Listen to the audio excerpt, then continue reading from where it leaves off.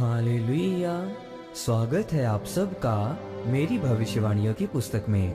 तो आइए हम आज के पवित्र वचन को पढ़ेंगे जो कि परमेश्वर के दास प्रेरित अंकुर यूसुफ नरूला जी के द्वारा लिखा गया है। राई के दाने के जैसा विश्वास रखें।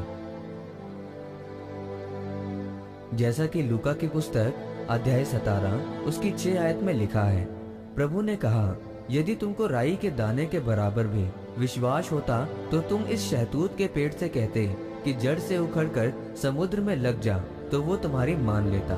मेरे प्रियो, परमेश्वर ने हमें सब आत्मिक आशीषें जो इस धरती के ऊपर हैं वो देने के लिए बुलाया है। अगर आप मसीही हैं तो परमेश्वर ने आपको अलग दिखने के लिए अलग आशीषों के साथ बुलाया है, लेकिन अपने आप कुछ नहीं होता। परमेश्वर ने कहा कि अगर तुम शहतूत के पेड़ से कहते कि जड़ से उखड़कर समुद्र में लग जा, तो वो तुम्हारी मान लेता। यानी जड़ से उखड़कर समुद्र में लग जा, यानी परमेश्वर ने कहा कि अगर तुम्हारे अंदर विश्वास हो तो तुम प्रकृति को भी हरा सकते हो। आज कई लोग कहते हैं कि मेरे क्षेत्र में सर्दी बहुत है, इसीलिए मुझे सर्दी रहती है, तो मेरे बाजुओं और घुटनों में दर्द रहता है, जिसके कारण मुझे ये परेशानी रहती है।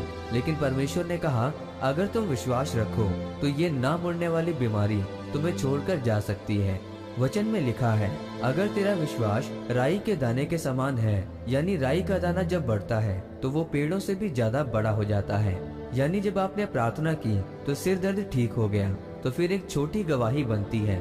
थोड़ा और जब आपका विश्वास बढ़ता है और पवित्रता में रहकर अपने जीवन की रक्षा करते हैं तो आपका विश्वास का पेड़ बढ़ता है। जब आप बाइबल में पढ़ते हैं कि पुराने नियम में इसहाक अकाल के समय में 100 गुना फसल लेकर आया, और जब कोरोना काल का समय था तो जो सच्चे मसीही थे वो अपने विश्वास के कारण 100 गुना फलवंत हुए। अगर आपके अंदर विश्वास है तो आप वो चीजें देखोगे जो प्रकृति के उलट है। आज आपको अपने मन से ये हटाना है कि ये कैंसर अगर किसी को हो जाए तो इसमें चंगा होना असंभव है। यीशु मसीह ने कहा, अगर तू कहे कि खारे पानी में पेड़ लग जाए तो ये लग जाएगा। जब दाऊद अपनी तैयारी के दिनों में था तो जब उसने शेर भालू को मारा तो उसका विश्वास बढ़ा, तो उसने गोलियत को मारा। तब वो पूरी दुनिया में प्रकट हुआ कि दाऊद ने लाखों लोगों को मारा। वैसे ही जब आप अपने तैयारी के दिनों में विश्वास से बढ़ते जाते हैं तो परमेश्वर आप पर अपनी बुलाहट जाहिर करता है।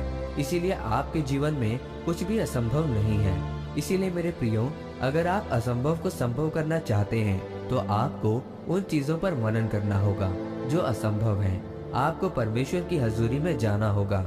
आपको संभव चीजों को आत्मिक जीवन से निकालकर शारीरिक जीवन में लाने के लिए अपना ध्यान केंद्रित करके मूल्य अदा करना होगा। तब आपके जीवन से पारिवारिक श्राप टूटेंगे और आप अपनी आशीषों को प्राप्त करोगे। आमीन।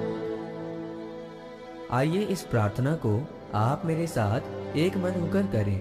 सर्वशक्तिमान परमेश्वर, इस वचन के लिए मैं आपका धन्यवाद करता हूँ और प्रार्थना करता हूँ कि मुझे अपने विश्वास में बढ़ाएं ताकि मैं असंभव चीजों को संभव करने पाऊँ।